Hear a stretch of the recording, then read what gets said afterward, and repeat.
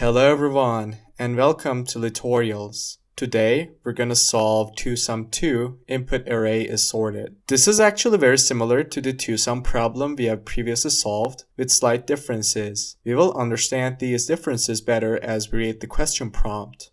By the way, if you haven't seen the video on 2sum, I highly recommend you do so from the link in the description. Given a one-index array of integers numbers that is already sorted in non-decreasing order, find two numbers such that they add up to a specific target value. Let these two numbers be numbers at index 1 and numbers at index 2, where 1 is less than or equal to index 1 and index 2 is greater than index 1, and numbers.length is greater than or equal to index 2. Return the indices of the two numbers index 1 and index 2 added by 1 as an integer array of length 2. The tests are generated such that there is exactly one solution. And we also may not use the same element twice, which is hinted here because index 1 should be strictly less than index 2. In this question, the major differences compared to 2sum are that we are provided with a sorted array and the result should be returned in 1-based indexing. That is to say, the first index is 1 instead of 0. We also need to use constant extra space, so we cannot use a hash map to solve this question unlike the previous one. Let's take a look at some examples to better understand the question. In the first example, we're given an array that is composed of 2, 7, 11, and 15, sorted in non-decreasing order, and a target of 9. After a brief inspection, we can see that 2 and 7 add up to the target 9, so we need to return 1 and 2. This is because 2 is the first number in the array and 7 is the second number. That's why we need to return 1 and 3. The 1-base indices of these two numbers. However, one thing to note here is that we cannot return 2 and 2, which are the indices of 3, even though 3 plus 3 is 6. This is because the question explicitly restricts us from using the same element twice. Now, let's talk about how we can solve this problem. The most brute force approach would be to try out every two-element combination of numbers within the array and check if they add up to the target value. We would have to use two pointers to achieve that. The first pointer is going to iterate over the elements one by one, and the second one will iterate over the rest of the elements to check if the number pointed by the first pointer and the one pointed by the second pointer add up to the target value. If that is the case, we can instantly return. Else, we continue. Let's see this algorithm in action on an example. Let's say we have the following numbers array that is composed of 2, 7, 11, and 15, and a target of 18. First of all, the first pointer is going to start iterating from 2, and our second pointer will start iterating from 7. We add these two numbers and see that they sum to 9, which is not equal to our target of 18, so our second pointer continues. Our second pointer will move on to 11. We'll see that 2 plus 11 is 13, which is not equal to our target of 18, so we move on. Then we'll encounter a 15, and we'll see that 2 and 15 add up to 17, which is not also equal to our target of 18. And then we'll move our first pointer to 7, and our second pointer will start from 11. We'll see that 7 plus 11 is actually 18, which is our target value. Now we can return an array that is composed of the numbers 2 and 3 because 7 is the second number and 11 is the third number in our array. The time complexity of this approach is O of n squared, where n is the length of the prices array and the space complexity is O of 1.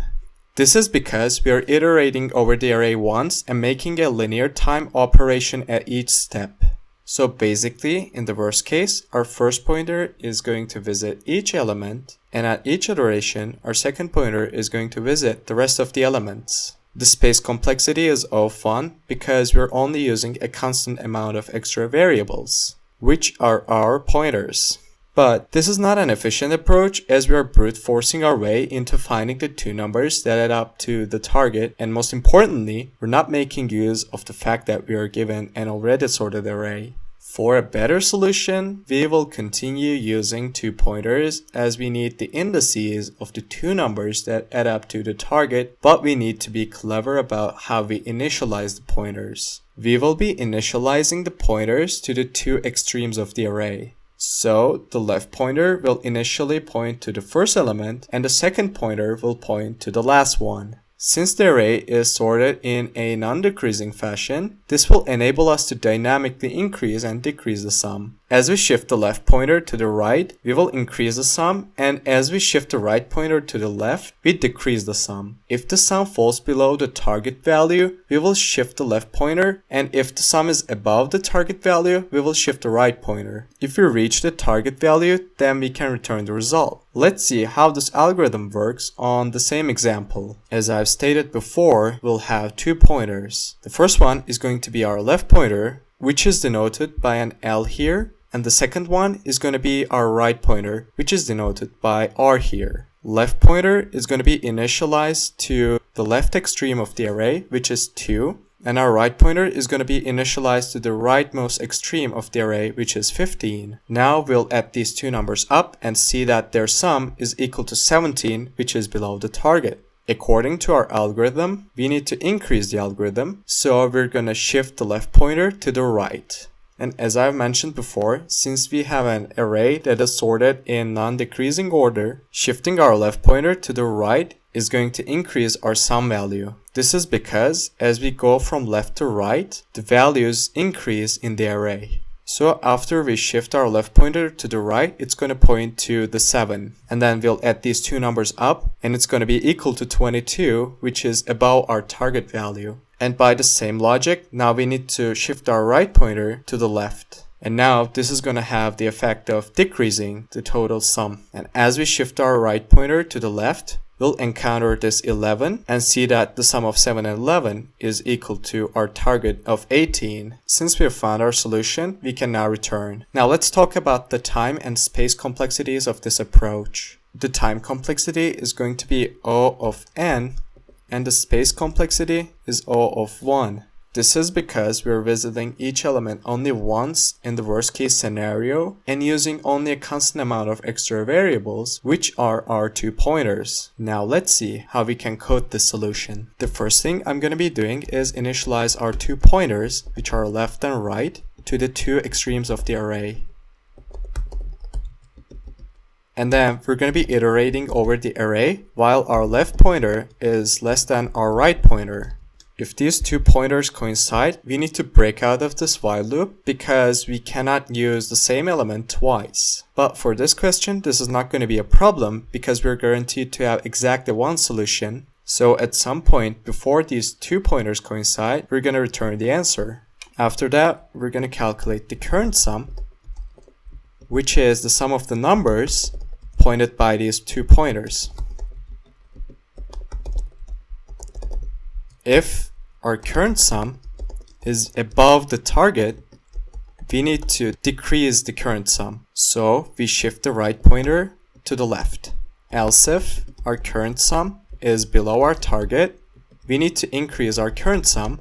That's why we're going to shift our left pointer to the right. If our current sum is not above the target, and if it's not below the target, then it must be the case that our current sum is equal to our target, in which case we need to return the result. We return left plus 1 and right plus 1 because we know that the numbers that are pointed by our left pointer and the right pointer add up to the target value. And we're adding 1 because we're dealing with a 1-base index, unlike Python, which has a 0-base indexing. Ideally, we would have to return some default value at the end of the function.